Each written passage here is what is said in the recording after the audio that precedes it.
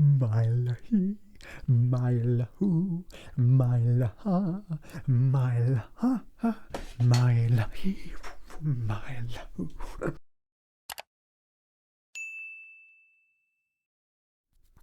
Hello, it's FamCam, and today, if you're watching this on the release day of this video, is Valentine's Day, but that's not what this video is going to be about.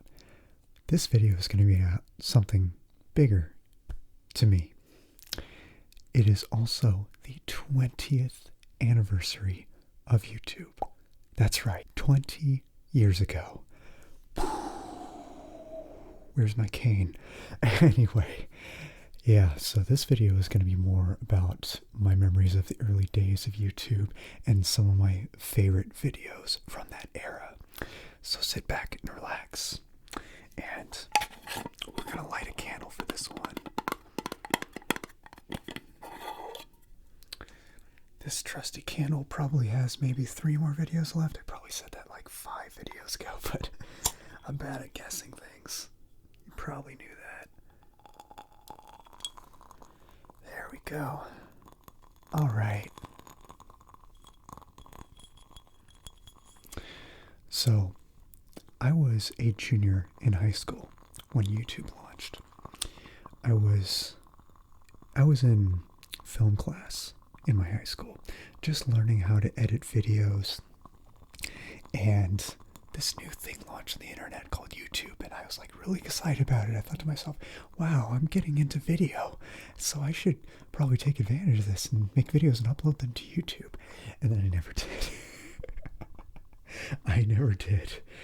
Largely because most of the videos I made, I was like super insecure about sharing them with the world. I still struggle with that sometimes, believe it or not. But back then I really freaking did. I really just showed them to my friends. And also, most of the stuff I made were parodies of copyrighted stuff. And I didn't know what fair use was at the time. And now even the bots don't know what fair use is. Every YouTuber knows that. But yeah, so it actually took me another decade, another decade or so to upload videos to YouTube, but I digress. But let's talk about some popular videos from that day and some not so popular videos that only a handful of people watched, but I was one of them. Those are going to be so silly. So, starting with one of the most popular ones was Chocolate Rain. Remember Chocolate Rain? Zonday, singer.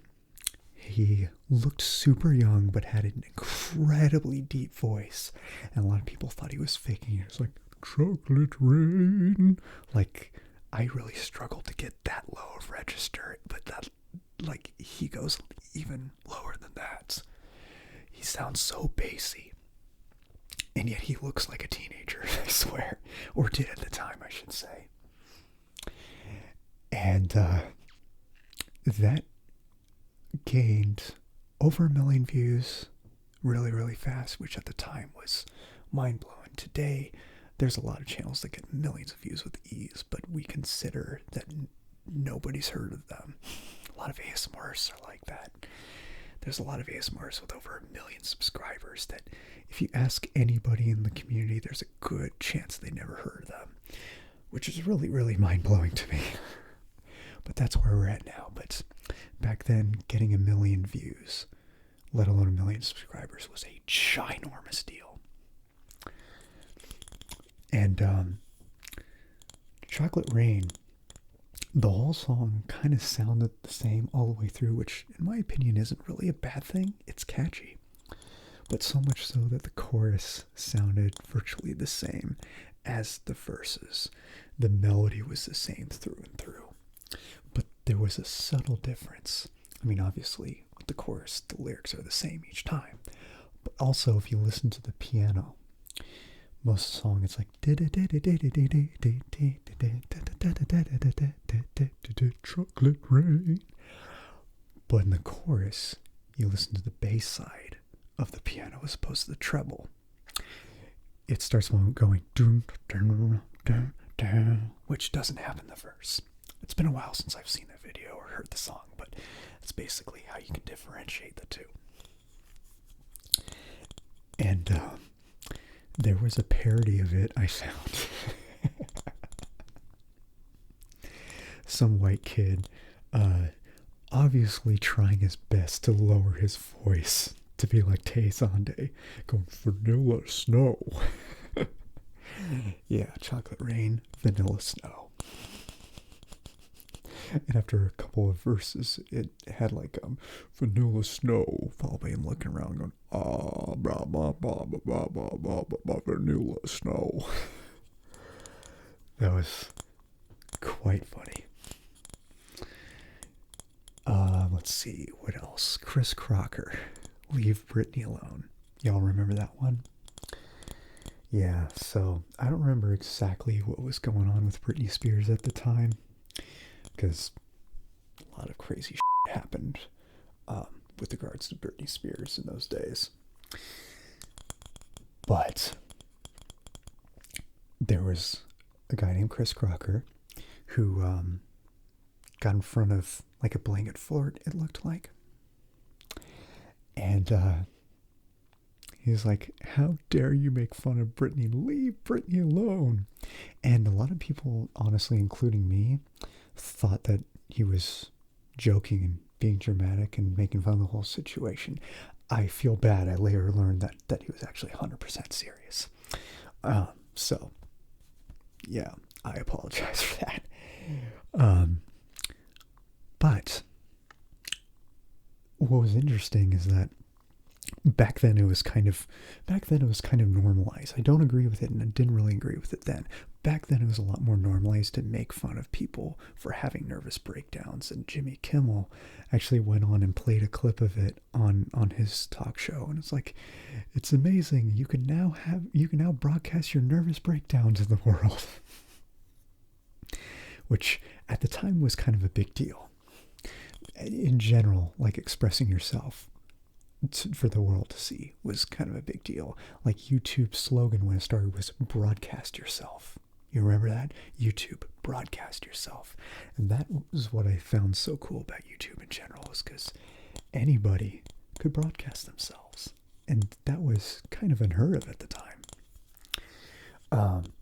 But shame on Jimmy and others for making fun of Crocker for having that breakdown, including me. Shame on me for doing that too. I own up to it too. But it was still quite memorable and was a huge hit on YouTube. So much so that not even a week later, Seth Green parodied it, saying, leave Chris Crocker alone. Leave him alone. Like in front of the same kind of blanket fort setting. And it was a promo for Robot Chicken, of course. He was like, leave him alone and watch Robot Chicken on Friday or something like that. So that was Chris Crocker. What's next? Brentalfloss. Brentalfloss is still around. He doesn't make a lot of videos now, but he was one of my favorites back then. He was famously bald with a blonde beard. And he was known for making parody lyrics of video game music. Mostly Nintendo. And Mega Man, which is Capcom, but known for being a Nintendo franchise because at the time it was always on the NES and Super Nintendo. Like, for example, Mega Man 3, the intro song is like, I am Mega Man, I'm blue and cyan. I forget the rest of the lyrics, but it's something like that. Or Mega Man 2's intro is like, Mega Man, Nintendo got it right, not Sega. Mega Man, blue and cyan like Chopin and Rodin. Mega Man. Such good stuff. He also did a whole FAQ series where people would submit questions via PM private message, which YouTube had at the time. I'm kind of glad they don't anymore because creators get flooded with those and harassed all the time. Obviously, there's other ways for creators to get harassed. And if you are a creator or aspiring to become a creator, learn how to protect yourself from that, okay? It's very important. Oh yeah, so here's one that did not blow up. That was from the early days. Bad Bond Bad. I don't know if it's even still up. I tried to find it and it doesn't come up. Either they removed it or it just got buried under the algorithm, and a bunch of other saturated James Bond related stuff comes up, and then you have to like keep searching down further and further to find it, which that's the struggle of every small YouTuber. I should say every, but damn near every small YouTuber. But I digress. Bad Bond Bad was where they took a bunch of game footage from GoldenEye, but sort of turned them into skits of like do's and don'ts in life, and is introduced by Defense Minister Dmitry Mishkin from the movie, and in this case the game. It's like, hello, I'm Defense Minister Dmitry Mishkin, looking out for little boys and little girls. Here are some survival tips to be a great Russian, or something like that, starring everybody's favorite capitalist swine, James Bond. In every part of the video, they give like different tips and tricks for living a good, healthy life, with James Bond in the game acting out ways where it goes wrong. Like, never walk alone in South Central. And then they show Bond in the middle of Statue Park acting like that's South Central, which it's obviously not. It's a Statue Park in St. Petersburg, Russia. But they show, the camera pans towards him and they use a Mickey Mouse voice for Bond. It's like, I can walk alone, I'm James Bond. There were also a lot of parody dubbings where people would take cartoons or movies and then they would dub their voice over them but say silly things that look like they could be part of it but actually aren't. A couple of my favorite examples are of Naruto. Actually, an IRL friend of mine did this with a bunch of buddies. It was called Wolf Live. And this IRL friend of mine voice somebody who's walking outside after somebody else in the table in Naruto was like doing what looked like he was scratching his balls. So he's like, I wonder if anybody could see me scratching my balls. And my IRL friend in his voice line was like, I'm going outside for a good scratch. Later, losers. It's such a classic. This next one is James Bond related. Again, footage from the world is not enough. It showed James Bond driving down the road in his BMW. And it's like, I wonder what's on the radio. And the radio's like, C, it's for Cookie. Oh, I'm turning this off. Yeah. There's a lot of other stuff that they say in that video that I'm not going to repeat here, lest I get demonetized. But back then, A, you didn't really have to worry about demonetization because demonetization wasn't a thing back then. And B, monetization wasn't even a thing back then. The YouTube Partner Program didn't even start until a few years later. Everybody was just uploading for free, for fun. That's all it was. And then Google bought it out, and they created this partnership program to incentivize people to make more and more content and basically do it for a living and keep people coming back to the website, making YouTube more money. But honestly, if I wasn't getting paid to do this, I'd do it anyway. Clearly, I'm still doing this. My channel's still teeny, but I don't care. I love doing this. Let's see. What's another one? Dramatic Prairie Dog. You know the sound, da, da, da, and they have somebody like looking like this, and the camera like zooming in like da, da, da. Yeah, that was a prairie dog doing that, and that blew up. Sneezing Panda. There was a big panda and her little panda cub. And her little panda cub is like, and the big panda's like, kind of silly, but that went viral. Star Wars kid. This this kid waving around a lightsaber. Then there was Afro Ninja, which kind of in a similar vein, waving around nunchucks, kind of losing his balance.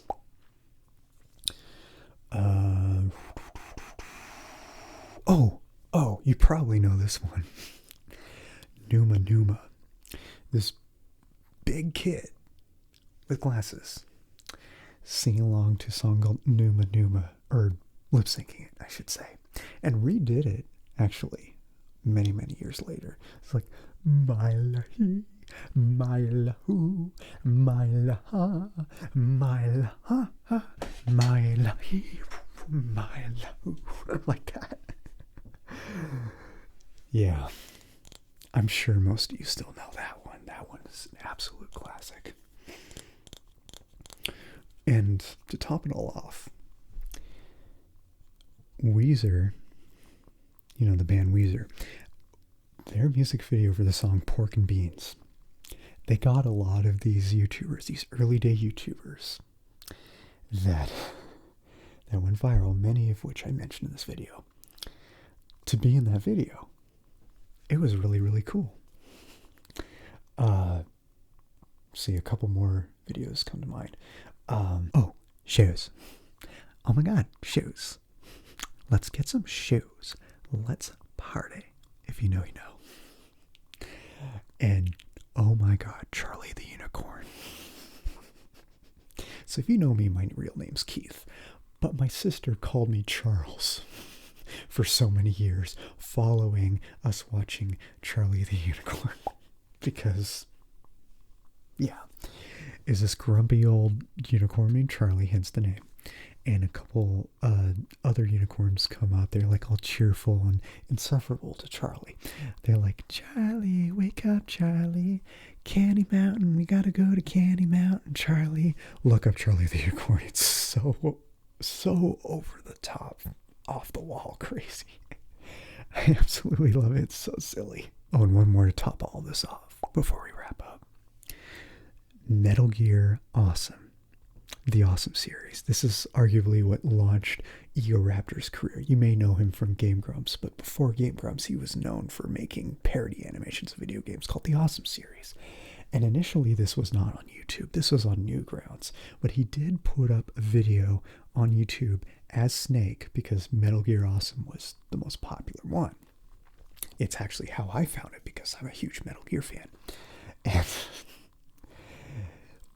the video's like, okay, listen, Metal Gear Solid is not on YouTube. None of the Awesome cartoons are. They're over on Newgrounds.com, where they're meant to be seen, crystal clear without all this fuzzy compressed bullshit. Click the link on the right.